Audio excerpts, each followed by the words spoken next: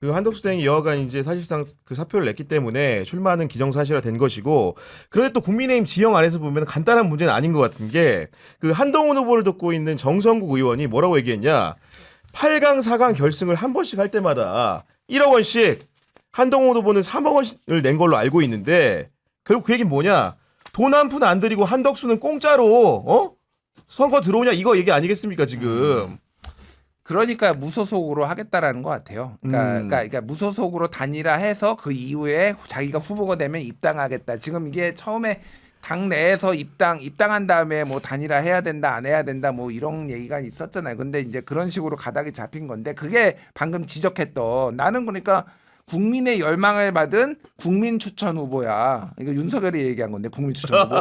네. 근데 그거를 이제 강조하는 것 같은데 누가 봐도 맨 처음부터 이게 그냥 이렇게 진행이 되다가 야 이제는 한덕수랑 해야 돼 이렇게 된 게 아니라 처음부터 국힘 경선 진행될 때부터 한덕수랑 단일화 할지 안 할지를 물어봤잖아요. 맞아요. 그럼 이거는 국힘 후보예요. 그러니까 이게 자기가 아무리 단일화 코스프레 아니 그 무소속 코스프레를 하고 무슨 국민 추천 후보 코스프레를 하더라도 이거는 그러니까 이건 불공정이죠. 그러니까 저는 다른 거 다 떠나서 저도 한 뭐 20년 넘게 거의 25년 이렇게 그러니까, 기자 네. 생활하면서 정치를 봤는데 듣도 보도 못한 경선이다 진짜. 이런 경선을 본 적이 없어요. 그러니까 네. 그러니까 예전에 노무현 정몽준 단일화 할 때는 어쨌든 당 지도부가 나서지는 않았어요. 일부의 의원들이 후단 협을 만들어서 네. 단일화를 해야 된다. 후보 교체해야 된다. 있으니까 그거의 결단은 결국 노무현이 그 후보가 한 거잖아요. 그러니까 맞아요. 그런 네. 거예요. 근데 이거는 아예 판을 설계자들이 있어요. 설계자들이. 그래서 이거를 판을 다 만들어 놓고 도저히 이거는 안 할 수가 없게 이렇게 만들어 놓고 당 대표가 직접 나서 가지고 단일화를 다 그 무소속 후보 지금 공직에 있는 총리하고의 단일화 이거는 그러니까 네.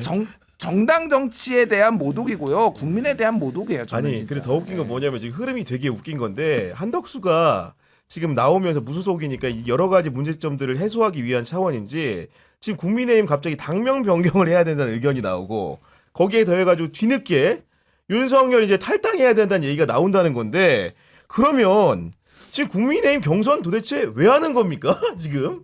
그분들은 왜 정치를 할까요? 그러니까, 잘 모르겠어요. 네. 그러니까 이거는 뭐 추태의 정말 끝판왕을 보여주고 있다고 보는데 뭐 정당 정치라는 걸로도 설명이 안 되는 그룹이고 그냥 빨리 없어져야 돼요. 제가 볼 때는 이런 정당은 빠르게 저는 정리돼야 된다고 보고 제가 저주하지 않고 제가 없애지 않아도 없어집니다. 왜냐면 저렇게 하니까요. 네. 근데 저는 아니 저 당에 어떻게 당원들이 나만 할 수 있겠습니까? 당원들의 선택을 받아놓고 문자도 그거 얼마나 비싼지 아세요? 다 같이 경선하면 치려면 몇십억 들어요. 아니, 문자를 그러니까, 쏠려면 네. 다 당에서 내는 돈입니다. 음. 돈을 물 쓰듯이 쓰잖아요. 그래놓고 경선은 또 한덕수 나오면 또 부전승. 그러니까 이건 정당이 아니죠. 그럼 앞으로 이제 지방선거 수많은 지역에 수많은 단위의 선거 다 치를 건데 지역에서 경선 치렀어요?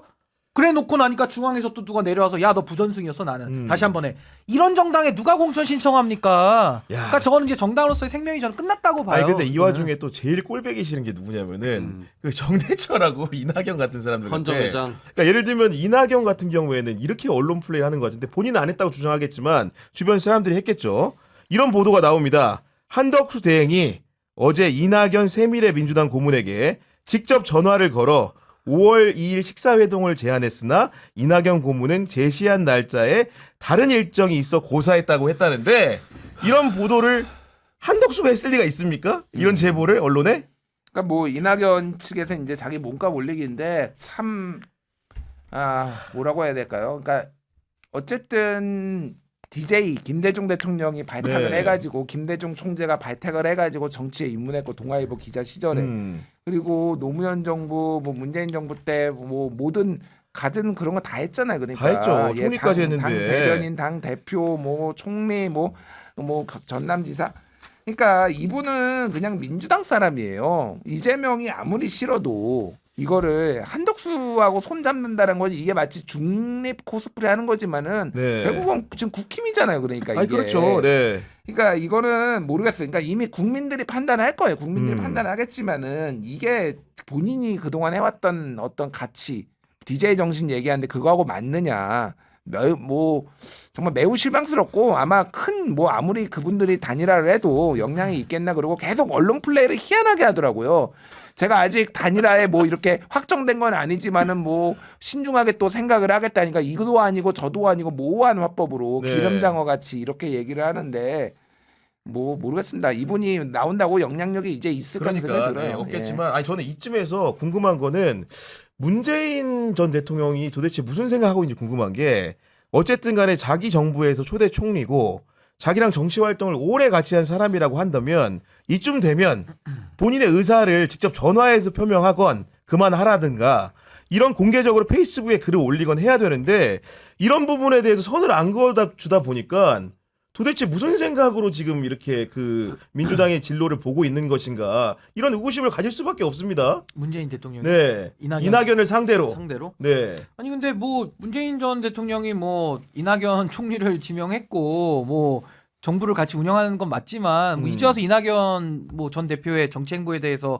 왈가왈부하는 것 자체가 뭐 전직 대통령의 뭐 정치 성격이나? 개입, 아니 정치 개입 뭐 이런 정치 걸로 또 개입, 네. 비판받을 게 뻔하니까 뭐 속으로 응원하는지 싫어하는지는 제가 알 수는 없습니다만은 아마 언급을 못할 것 같고요. 네. 저는 뭐 이낙연 전 대표는 언급할 뉴스 가치가 있는지 잘 모르겠어요, 솔직히. 왜냐하면 뭐 정치는 오래 하셨지만 그분이 국민들의 사랑을 받거나 무슨 지지를 받는다면은 어떤 영향력을 가지고서 정치적인 모션을 가져가야 되는데 지금도 보면은 그냥 뭐 대선 때마다 그냥 뭐 선거 때마다 출마하는 좀 상습 출마자 느낌? 이거 외에는 어떤 캐릭터가 있는지 잘 모르겠고 노상방용 그 당에 그 전병헌 대표라는 분이 이제 당을 또 이끌고 그렇지. 있어요. 제가 가끔 제 알고리즘에 그 새미래 민주당이 떠요. 그래가지고 네. 뭐 회의도 하고 막 많이 합니다. 행사도 하고.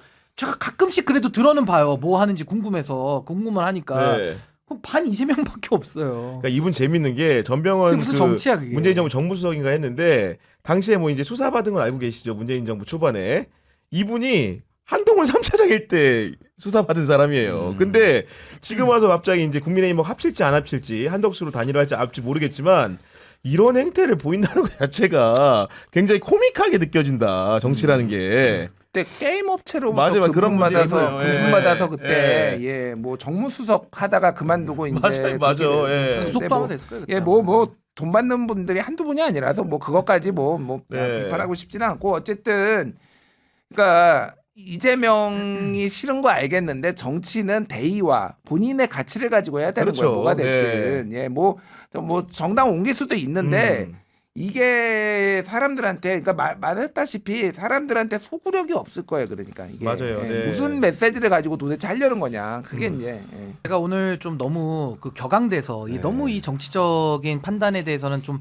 화가 많이 나가지고 제가 원래는 평소에 좀 깔끔하게 기승전결로 하는데 오늘은 네, 그게 안 화내죠, 되더라고요. 좀. 오늘은 좀 너무 두서없이 네. 제가 감정에 충실한 것 같아서 많은 분들께 좀 송구스럽고 아유, 아닙니다. 요거 우리 천마력. 천마력 진행자. 드시면서 네. 마음 좀 가라앉히시면 그러니까요. 좋겠습니다. 네. 저도 가라앉히겠습니다. 근데 우리 신인규 대표께서 오늘 유독 국힘 얘기할 때는 그래도 예전에는 사람으로 대하면서 저러면 안 된다라는 표정이었는데 지금은 제 개인적인 느낌입니다만 사람 취급 안 하는 듯한 이제 진절머리가 나는 표정이거든요. 아니 왜냐면은 이번 대선에서 정말로 돌파구가 없다고 그들이 많이 생각했을 것 같은데 얼마나 지금 그 자기들 자력이 아니고 타의에 의해서 대법원에 의해서 얼마나 이제 선거 이번 한번 해보겠다는 생각하고 있겠습니까 지금? 근데 모든 네. 게 작용이 있으면 반작용 있잖아요. 저는 지금 이제 국민의힘 계열의 세력이 더 어려워진 게 전 윤석열 석방이라고 보거든요. 그러니까 지기현 재판장이 석방해줄 때는 무슨 의도가 있는지까지는 모르지만 내보내줬잖아요. 그렇죠. 심우정이랑. 그게 저는 엄청난 지금 역풍으로 더 돌아온다고 봅니다. 이번에도 저는 엄청난 역풍인 거 불 수밖에 없으니까 한번 지켜보시죠. 네. 이 국민들이 아니, 근데 가만히 있을 수가 없어요. 정말로 제가 보니까 윤석열도 풀어주니까 문제가 됐잖아요. 지금 여러 가지 지금 특혜 의혹도 있고 아직도 가시지가 않는데 명태균 풀어줬더니 어제 이제 검찰 조사받고 밤에 누구랑 만났는지 추적을 해봤습니다. 이거 문제야. 윤상현하고 술자리를 가졌다는데 진짜 문제. 제가 알기로는 보석이라는 게 조건이 있을 거예요. 당연히 이 사람이 좀 잘해서 나온 게 아니잖아. 사실은 구속까지 됐다 풀려나는 거라서 여러 가지 제한 조건이 있을 텐데 검찰 조사 끝나고 물론 알렸다고 합니다마는 그것도 본인 사건과 관련돼 있는 윤석열이 공천을 부탁했다고 하는 윤상현과 술 먹는 게 가당키나 일입니까 이게? 놀랐어요. 진짜. 네. 놀랐는데 말씀하셨다시피 그냥 이게 국힘의 한 관계자가 아니라 그 당시에 김영선 공천을 했던 사람이 그래서 그러니까요. 윤석열이 거짓말했잖아요. 그렇죠. 기자회견 때 나는 권성동이 공관위원장인 줄 알았어. 그랬는데 사실은 윤상현한테 부탁한 거 목소리까지 다 나왔잖아요. 그 윤상현하고 이렇게 얘기하는 게 이게 말이 되느냐. 일단은 뭐 어떤 뭐 기사 이제 경향신문 단독 기사 봤는데 이 과시욕이 너무 강해 이 사람은 명태균은. 그러니까 내가 이런 사람이야라고 해가지고 그러니까. 또 윤상현이도 또 내 밑에 와가지고 또 해서 이것도 이제 자가 발전해서 그래서 뭐 명태균 씨가 이제 뭐 여러 국힘이나 이런 뭐 윤석열 파면도 뭐 약간 영향을 주고 그러니까 이렇게 좀 치켜 세우는 경향도 있는데 네. 기본적으로 저는 오세훈 시장이 얘기한 것도 어느 정도 맞아. 이 사람은 범죄자인데 범죄자의 말을 모든 거다. 그러니까 너무 이제 과장도 심하고 이 사람도 본인에 유리하게 지금 움직이는 거거든요. 네. 결국은 계속 간 보려고 하고 딜하려고 했잖아요. 그러니까 맞아요. 나 네. 구속되면은 정권 무너진다라고 협박하고 계속 그래서 굉장히 신뢰할 사람은 아니다. 아니 그리고 이제 언론 보도가 맞다고 한다면은 김성훈 전 경호처 차장도 술자리 왔다는 것도 이분들은 정말 그 안면이 두꺼워도 이렇게 두꺼울 수가 없어요. 근데 이게요, 그냥 뻔뻔함의 문제에서 그치지 않고 사실 그 공천 개입 사건을 놓고 보면 이 사람들 다 공범 혐의거든요. 그렇지. 윤상현, 명태균, 그리고 김건희, 그렇습니다. 윤석열, 그리고 이준석 이렇게 지금 다 그 지도부들이 공범 관계예요. 다 와 있어요 거의. 이준석 의원 빼고 다 모여 있는 거 아닙니까? 김성훈이 결국에는 김건희, 윤석열 부부를 대신해서 온 걸로 본다면 대리인으로 대리인으로 왔다고 진짜, 보면요, 이 사람들 말 맞출 가능성 매우 높은 겁니다. 그럼요, 네. 근데 이거를 지금 대한민국의 사법부가 봐주고 있어요. 그래놓고서는 공직선거법에 대해서는 이따위 판결을 하는 겁니다 지금. 네. 해야 될 일을 안 하면서 안 해야 될 일만 하고 있는 전형적인, 저는 아까 그 거꾸로 대법원 여기서도 좀 보여지는 거 아니냐. 법원이 어떻게 구속영장을 발부를 안 해가지고 지금 명태균도 나와 있고 지금 윤상현도 검찰이 수사 안 하니까 이 지경 낸 거 아닙니까? 대한민국 사법부가 저는 뭐 검찰 포함해서 너무 이거는 지금 잘못되어도 한참 잘못됐다라는 아니, 생각이 그리고 우리 듭니다. 시청자들도 아셔야 되는 게 정치인들의 민낯이나 이런 것 같아. 보니까 지금 명태균이 그러니까 윤상현하고 이제 술자리 하는 거 진짜 웃긴 건데 명태균이 보면 이준석에 대해서는 그래도 약간 아직 호감이 남아 있는 거잖아요. 그러니까 여러 가지로 이제 불리한 진술을 안 했을 것으로 보이는데 그러면서 오세훈을 삶아 먹겠다 난리를 치잖아요. 홍준표랑 또 엄청 싸웠잖아요. 그런데 그 이준석이 나는 오세훈하고 홍준표 정책을 계승하겠다고 말합니다. 그러면 도대체 명태균하고 이준석의 관계, 명태균과 오세훈의 관계, 이준석과 오세훈의 관계 함수는 도대체 사람들이 봤을 때 정상인들의 사고로는 이해가 안 되는 화살표 아닙니까 이게? 그러니까 이게 오세훈하고 홍준표하고 명태균이 왜 이렇게 싫어할까? 뭐 여러 가지. 네. 근데 거래한 사람이 한두 명이 아니잖아요. 근데 제가 이렇게 그동안 과정을 지켜보고 하면은 오세훈이나 홍준표나 명태균을 이제 소위 말해서 잡범 취급한 거가 명태균이 빡친 것 같아요. 제가 이런 정황을 봤을 때는 네네. 그러니까 한두 명이 아니죠. 근데 이준석은 최소한 그런 짓은 안 했다라는 거지. 그러니까 명태균이가 이준석한테 상당히 우호적으로, 물론 이제 그 범죄 혐의에 대해서는 더 이제 네. 좀 차원이 다르니까 그때는 이제 당대표 본인 선거하고는 또 다를 수가 있으니까 뭐 그렇긴 하지만은 이게 이준석 후보가 좀 모르겠어요. 뭐 이제 선거 전략상 뭐든지 할 수는 있지만은 홍준표랑 오세훈 계승할 거면은 그냥 국힘에 들어가지. 그거 그러니까 왜 따로 그리고 기획신당을 뭐 왜? 오세훈은 어쨌든 오세훈 시장은 무슨 안심소득도 있고 무슨 뭐 네. 약자와의 동행도 있는데 솔직히 홍준표 시장은 무슨 정책이 있는지를 제가 모르겠어요. 예, 예. 그냥 2030하고 가까운 거 보이니까 그거 흡수하겠다 이런 의도 아닐까요? 그러니까 예. 모르겠습니다. 그러니까 이게 그냥 플랫폼 인수의 청년의 뭐 좀 있잖아. 뭐, 그냥. 예, 예. 그러니까 이쪽 표를 가져오려고 하는데 그냥 국민의힘하고 그러면 합당해라. 네. 예, 그런 생각 들어요. 아니 그리고 이제 마지막으로 나가면서 이런 생각 드는 게 보니까 어제 이제 이런 보도가 나왔잖아요. 그러니까 윤석열이 법원에서 받고 있는 특혜 중에 지하주차장으로 통로로 몰래 이제 법정에 가는 게 있었는데 설마 이재명 파기환송하고 요걸로 이렇게 믹스해서 퉁치려는 뭐 그런 알량한 생각 아니겠죠? 뭐 그런 얘기도 있어요. 문재인 전 그러니까 대통령도 네. 지금 미리 바꿨다. 수사하니까. 네. 아니, 그러니까 뭐 윤석열 전 대통령에 대한 특혜가 뭐 법원에서 지금 한두 개가 아니기 때문에 근데 이번에 이제 이번부터는 또 포토라인에 지금 설 수 있게 한다는 거 아니겠습니까? 그러니까요. 그러니까 저는 뭐 지금이라도 바로 잡은 거는 참 다행인데 이 사법부의 이런 특혜적 태도들은 다 이미 남아 있어요. 그래서 저는 사법부, 특히나 지금 지기현 재판장의 이 재판 자체에 대해서도 저는 많은 분들이 저는 불신할 수밖에 없는 그 오점을 다 스스로 남겨놨다. 저 그렇게 봅니다. 네, 오늘도 정말로 이제 이재명 그 후보의 그 상고심 선고 소식을 전해드렸는데 누가 보더라도 대법원의 오늘 결정은 그 내용을 떠나서 시점이나 이런 것들이 충분히 오해사기에 충분한 문제라고 생각을 합니다. 우리 사법부가 좀 더 성숙된 그 시점을 가지고 우리 유권자들을 정말로 생각했다고 한다면은 오늘 이렇게 황당한 결정을 황당한 시점에 내린 일은 없어야 된다고 생각을 하고 사실은 이정주 기자가 저희 방송에 출연을 해가지고 네. 이게 그 상고 기각이 안 되면은 기자 은퇴한다 그랬거든요. 지금. 그 정도로 정말 제가 이거 우스갯소리로 한 얘기가 아니고 많은 사람들이 기자를 오래 한 사람들도 예측하기 어려운 결론이었다. 그렇기 때문에 지금 우리 시청자 여러분들이 화를 많이 내고 좌절하고 있는 감정을 저희도 10분 공감하고 있다는 말씀을 드리면서 오늘 방송 마감하도록 하겠습니다.